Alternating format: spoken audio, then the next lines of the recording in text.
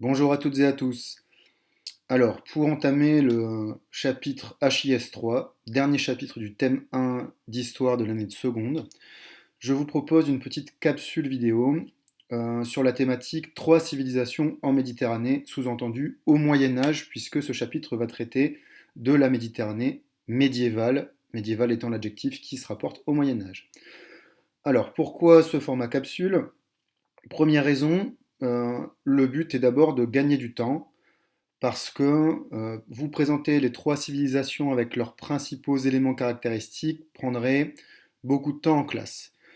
Deuxièmement, si je me permets de faire une capsule, c'est parce que l'essentiel de ce que je vais dire dans cette vidéo, euh, ce sont des rappels de cinquième, puisque en début d'année cinquième, vous avez déjà travaillé un petit peu cette thématique, pas tout à fait sous le même angle, mais ce que je vais dire dans cette vidéo consiste essentiellement en des rappels du programme de cinquième. Et troisième raison, c'est de faire un entraînement à la prise de notes. Nous travaillons la prise de notes depuis le début de l'année scolaire, mais le fait de vous enregistrer une petite capsule, ça va vous permettre de vous entraîner à votre rythme, c'est-à-dire que cette capsule, vous aurez tout loisir pour la revoir, la réécouter, avancer, reculer dans la lecture de la capsule si certaines informations ont été ratées, d'accord, au premier visionnage. Vous pourrez aussi revoir la capsule au moment de vos révisions. Alors, l'idée, c'est surtout de limiter la prise de notes à l'essentiel. Je vous ai distribué cette petite fiche en classe. Le but, ça va être de la compléter en partie aujourd'hui. L'enjeu aujourd'hui, ça va être surtout de compléter ce qu'il y a dans les cadres sur les 3 différentes civilisations, donc l'Occident latin, l'Empire byzantin et le monde musulman. La carte, nous la compléterons au fur et à mesure des séances. J'attire votre attention sur le fait que j'ai laissé assez peu de place pour chaque civilisation. C'est fait exprès, le but c'est de vous obliger à faire une sélection des informations. Dans cette capsule, je vais donner beaucoup d'informations, euh, mais on ne va pas chercher à tout retenir, d'accord?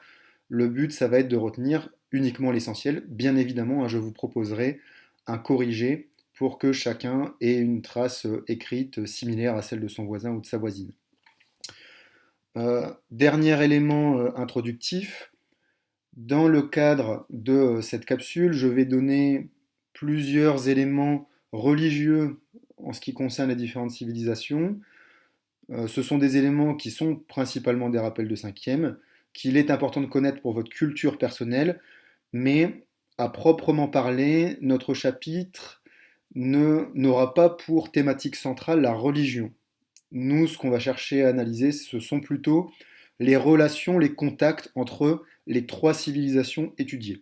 Cela dit, j'estime qu'il n'est pas inutile de vous faire un rappel sur le fonctionnement des religions de chaque ensemble pour votre culture personnelle. Avant de commencer, dernier point, vous remarquerez sur ma présentation que j'utilise plusieurs cartes issues de votre manuel. Je m'appuie aussi un petit peu sur les leçons, pages 62, 63, 64. Libre à vous, si vous souhaitez approfondir ce que je vais dire là, de travailler aussi avec votre manuel, d'aller lire les leçons du manuel, d'aller voir les cartes, mais l'idée c'est que le document que vous voyez, au bout du compte, nous servent à avoir toutes les informations d'un seul coup d'œil. On démarre tout de suite avec l'Occident latin. L'Occident latin, c'est en fait la partie qui se trouve dans le nord-ouest du bassin méditerranéen, ici en rose sur la carte, page 63 du manuel. Alors l'Occident latin, à quoi cet ensemble correspond-il? Eh bien tout simplement l'Occident latin, c'est plus ou moins l'héritier de l'Empire romain d'Occident. D'accord? On l'appelle Occident latin. Vous vous souvenez que lors du chapitre HIS2, on a vu à un moment que l'Empire romain était divisé en 2 parties, Empire romain d'Occident, Empire romain d'Orient. Eh bien, l'ancien Empire romain d'Occident qui disparaît à partir de 476 après Jésus-Christ, déposition du dernier empereur Romulus Augustule, cet ancien Empire romain d'Occident, eh bien, va être divisé en différentes royautés. J'aurai l'occasion d'en reparler un petit peu après. D'accord? Alors, dans l'Occident latin, pourquoi Occident, on vient de le voir, pourquoi latin? Parce que, eh bien, c'est la langue latine qui influence largement, hein, les langues de cet ensemble, hein. Pas seulement la langue latine, il y a aussi des langues germaniques, mais le français, l'italien, l'espagnol, ce sont des langues issues du latin. Et surtout, c'est le siège de la chrétienté latine. La chrétienté latine, tout simplement, c'est la chrétienté qui a son siège à Rome, hein. On avait vu que les Romains adoptaient le christianisme pour religion officielle au IVe siècle après Jésus-Christ. Alors, au niveau politique, comment cet Occident latin est-il organisé? Eh bien, il est organisé selon le système de la féodalité. C'est quelque chose que vous avez vu en cinquième. Ça n'est pas le cœur de notre chapitre, mais je fais un petit rappel. Alors, le système féodal, comment fonctionne-t-il? C'est un système qui fonctionne selon une hiérarchie de différents seigneurs, plus ou moins puissants. Ces seigneurs entretiennent des relations les uns avec les autres. Un seigneur plus faible est le vassal d'un seigneur plus puissant, et le seigneur plus puissant est le suzerain, hein, du seigneur un petit peu plus faible. Donc on a un système un petit peu pyramidal, et au sommet de la pyramide, eh bien, le seigneur le plus puissant d'un royaume, ça va être tout simplement le roi. D'accord? Donc au départ, les rois, au bout du compte, ce sont des seigneurs parmi d'autres, mais au fil du Moyen Âge, dans l'Occident latin, eh bien, les rois vont réussir à consolider leur pouvoir et à s'affirmer par rapport aux autres seigneurs de leur royaume. Donc, ce sont les rois qui dominent au niveau politique. Au niveau religieux, eh bien, la religion qui est principale dans l'Occident latin, c'est le christianisme catholique. Alors, l'Église catholique, Église E majuscule, ça désigne l'ensemble de la religion et en particulier le clergé. Cette Église catholique, elle est elle aussi organisée de façon hiérarchisée, de façon pyramidale. Le personnage le plus important, vous le savez normalement, c'est le pape, c'est le chef de l'Église catholique. Et cette Église catholique, elle est divisée en deux branches. Je ne vais pas vous demander de tout retenir, mais en gros, on a une branche qu'on appelle le clergé régulier. Il s'agit en fait de membres du clergé qui vivent à l'écart du monde selon une règle religieuse, euh, c'est-à-dire une façon de vivre. Donc on va retrouver notamment les moines ou les moniales. Les moniales, ce sont les femmes religieuses qu'on appelle un petit peu trivialement les bonnes sœurs. D'accord? Donc cette partie du clergé vit un petit peu à l'écart, dans des monastères, dans des couvents. Et l'autre partie du clergé, c'est ce qu'on appelle le clergé séculier, qui est constitué de différents personnages, en particulier les évêques et les prêtres. Les prêtres, on va les trouver à l'échelle locale, hein, dans les villes, dans les villages, et ils sont au contact de la population. Dans l'Occident latin, le clergé est un allié du pouvoir, hein. Le clergé est allié des souverains. Et la hiérarchie, si vous voulez, on peut la simplifier de la sorte, hein, pour se faciliter la tâche. Au sommet, on a le pape qui commande aux évêques et qui eux-mêmes, dans leur région, on va dire, vont commander aux prêtres. Dernier point concernant l'Occident latin, je reviens sur la carte, eh bien, vous le remarquez dans la partie en rose ici, l'Occident latin est morcelé, il est fragmenté, il est divisé politiquement. C'est-à-dire que autrefois, du temps de l'Empire romain, on avait un ensemble qui était dirigé par l'empereur, qui envoyait des gouverneurs dans les provinces, mais après la chute du dernier empereur romain, eh bien, différents petits chefs locaux vont se tailler des royaumes, qui vont par la suite alors être de plus en plus formalisés, même si les frontières bougent un petit peu, mais à mesure que les rois renforcent leur pouvoir, eh bien, on va assister à l'apparition d'ensembles territoriaux, divers royaumes. On peut retenir quelques exemples les plus proches de nous, le royaume de France par exemple, le royaume d'Angleterre outre-Manche, ou encore le royaume de Castille, dans la partie qui se trouve ici, qu'on appelle la péninsule ibérique, dont nous aurons l'occasion de reparler un petit peu plus tard. Deuxième partie, l'Empire byzantin. Cette fois-ci, nous basculons dans la partie nord-est du bassin méditerranéen, la zone qui est ici en violet sur la carte, et je zoome dessus au moyen de la carte page 62. Alors, qu'est-ce que c'est que cet empire byzantin? Eh bien, c'est très simple. L'empire byzantin, en fait, c'est l'ancien empire romain d'Orient. Je dis l'ancien empire romain d'Orient, mais c'est l'empire romain d'Orient, en fait. Il n'y a pas eu de véritable rupture. Je vous invite d'ailleurs à utiliser la même abréviation que moi, c'est-à-dire EB pour Empire byzantin. Donc, après la chute de l'Empire romain d'Occident en 476, de l'autre côté de la Méditerranée, l'Empire romain d'Orient perdure. C'est-à-dire qu'il n'y a pas de disparition, il n'y a pas de rupture du pouvoir. Les empereurs se maintiennent dans cet ensemble-là. Pourquoi est-ce qu'on l'appelle l'Empire byzantin? Vous vous souvenez qu'au chapitre HIS2, nous avons travaillé sur la fondation de Constantinople par Constantin, et nous avions vu à cette occasion qu'en fait, Constantinople n'avait pas été créée ex nihilo, c'est-à-dire à partir de rien, mais qu'en fait, elle avait été fondée à partir de l'ancienne cité grecque de Byzance. Et donc, l'adjectif qui qualifie Byzance, c'est byzantin. C'est pourquoi on appelle cet empire l'empire byzantin.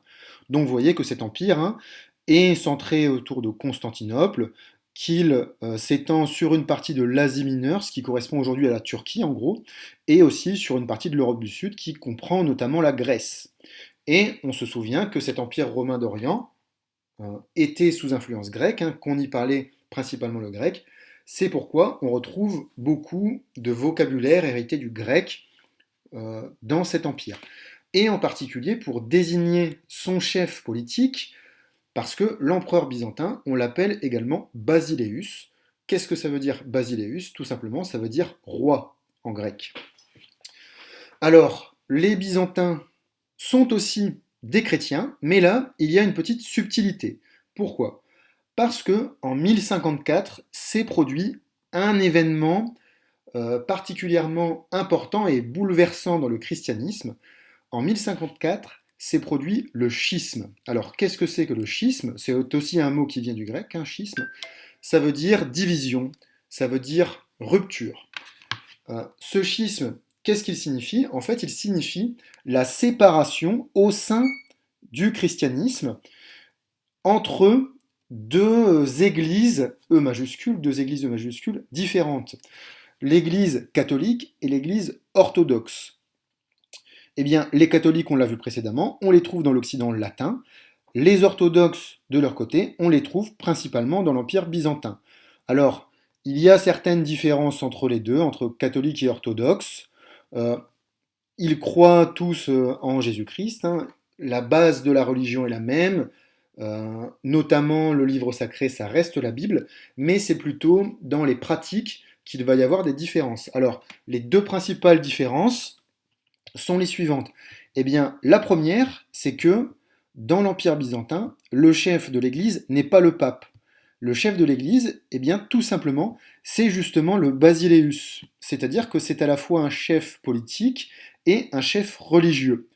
Alors, sa fonction religieuse en particulier, ça va être celle de nommer les principaux membres du clergé.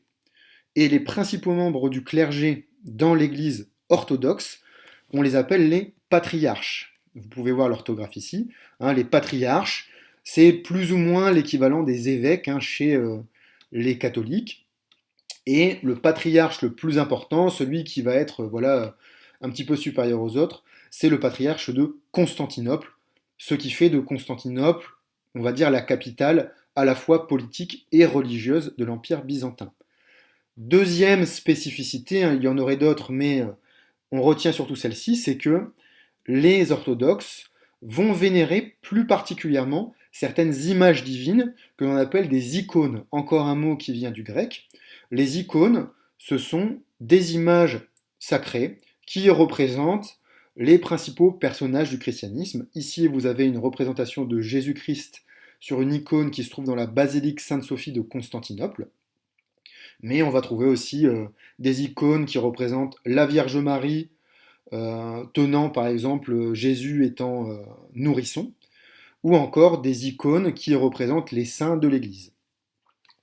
Dernier élément, au niveau politique, eh bien, l'Empire byzantin est un empire qui demeure unifié, c'est-à-dire qu'il n'est pas fragmenté en différents petits royaumes, il garde son unité politique, un un détail près, et pas des moindres, dont on aura l'occasion de reparler, c'est que cet empire byzantin va voir ses frontières être de plus en plus menacées au fil du Moyen Âge, surtout à partir du XIe siècle. Ça s'explique notamment parce que cet empire byzantin est, si vous voulez, pris un petit peu en étau entre l'Occident latin au nord-ouest et le monde musulman dont on parlera un petit peu après. Donc il va petit à petit perdre du territoire, et en particulier face aux Turcs qui sont des musulmans, surtout à partir des XIVe et XVe siècles, mais j'aurai l'occasion d'en parler un petit peu plus tard. La civilisation principale dans la Méditerranée médiévale, la civilisation musulmane. Alors, cette civilisation musulmane, elle s'étend, comme vous pouvez le voir sur la carte, sur les zones qui sont dans les teintes de vert ici, depuis l'est de la Méditerranée, voire même l'Asie, dans des régions qui se trouvent aujourd'hui au Pakistan, en Inde, jusqu'à l'ouest dans la péninsule ibérique, en passant par toute l'Afrique du Nord, l'Arabie et le Proche-Orient. Cette civilisation, où et quand trouve-t-elle ses origines? La civilisation musulmane, c'est toujours des rappels de 5e, trouve ses origines dans la péninsule arabique ici. Et ses origines remontent au début du 7e siècle après Jésus-Christ. À cette époque-là, le personnage clé, c'est Muhammad. Muhammad qui est le prophète de l'islam. On l'appelle parfois Mahomet, mais aujourd'hui, on évite cette appellation, on parle plutôt de Muhammad. Muhammad, c'est un homme qui a vécu au 7e siècle après Jésus-Christ, et la date clé qu'on va chercher à retenir, c'est celle de l'Hégire, en 622. Alors qu'est-ce que c'est que cet événement de l'Hégire? Eh bien, c'est le moment où Muhammad décide de quitter sa ville natale de la Mecque pour se diriger vers Médine. Ces deux villes sont les principales villes saintes de l'islam. Alors pourquoi Muhammad a-t-il décidé de quitter sa ville d'origine? C'est parce que à cette époque-là, à la Mecque, la population est majoritairement polythéiste.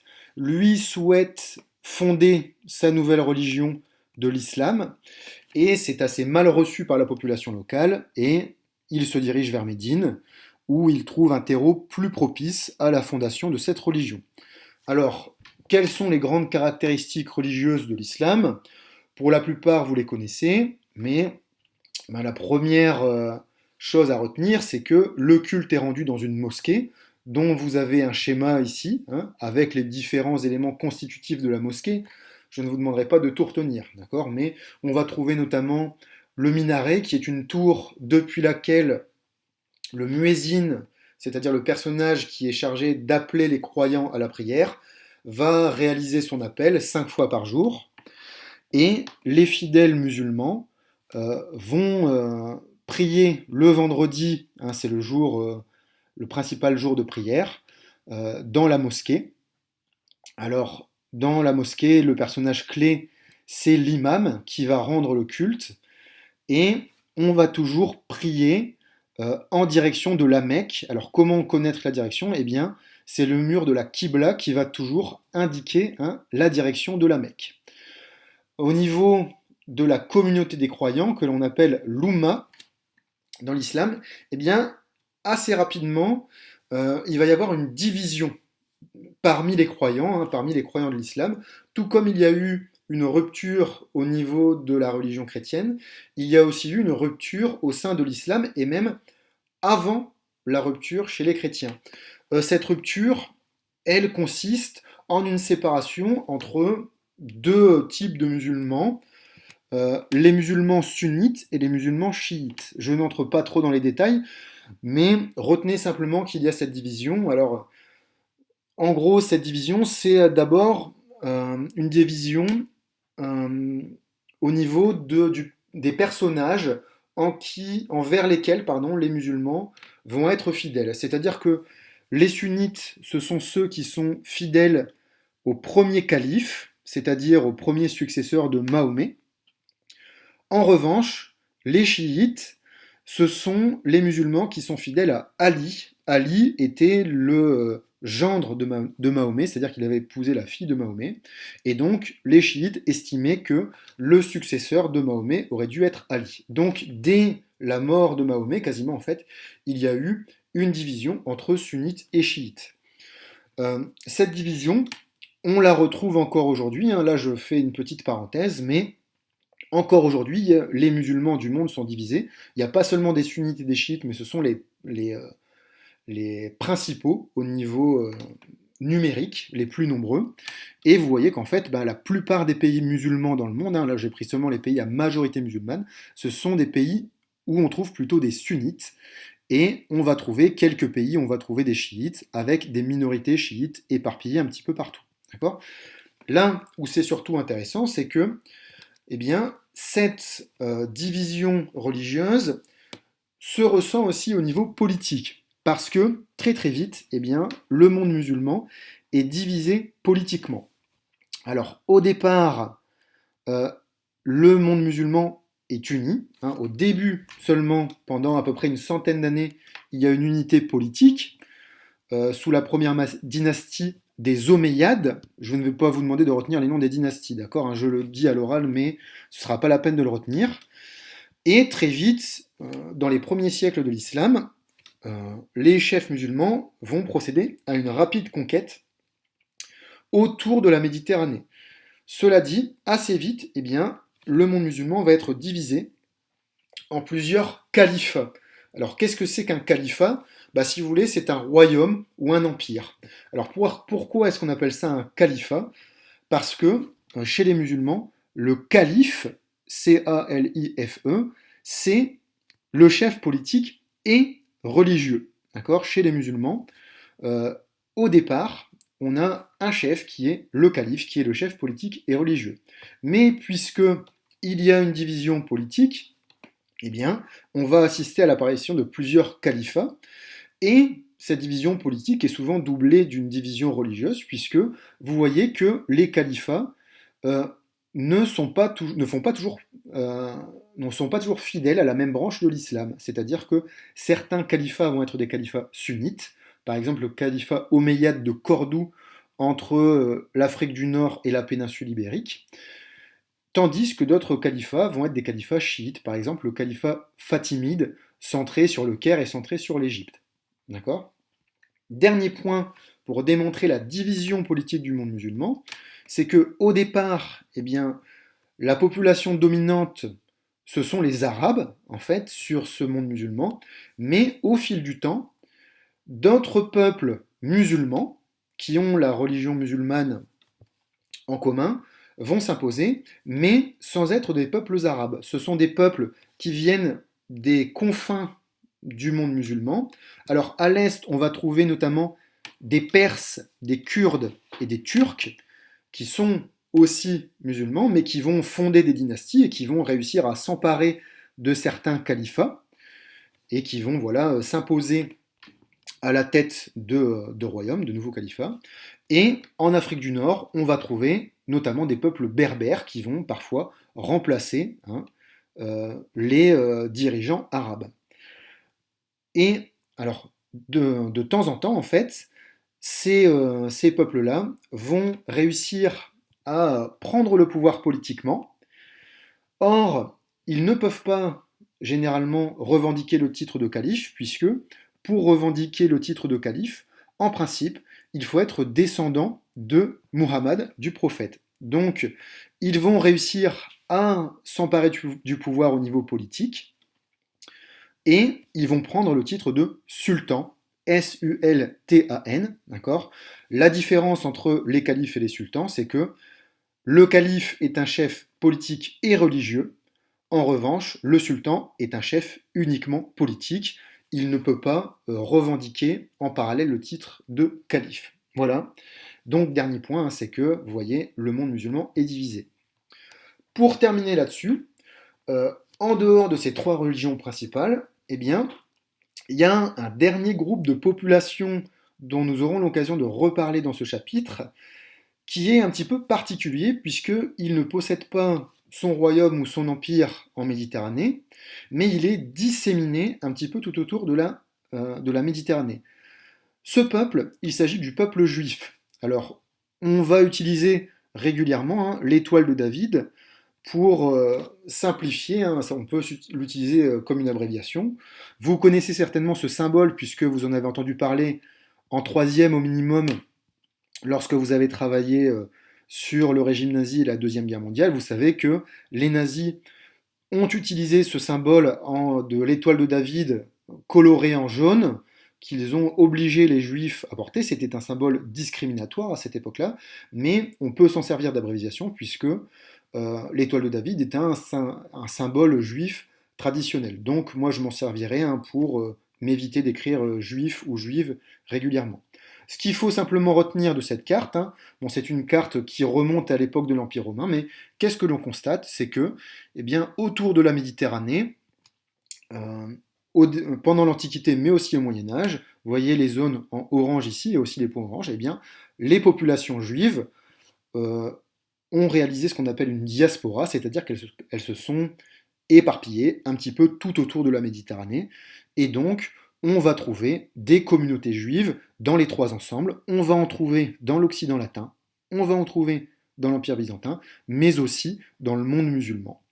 Donc, ce bassin méditerranéen, hein, j'ai un petit peu triché, j'ai dit que c'était l'espace de contact entre trois civilisations, et à vrai dire, il faudrait plutôt parler de quatre civilisations. Lors des prochaines séances, nous aurons l'occasion d'évoquer hein, les différents contacts, parfois guerriers, parfois plus pacifiques, entre ces différentes civilisations de Méditerranée.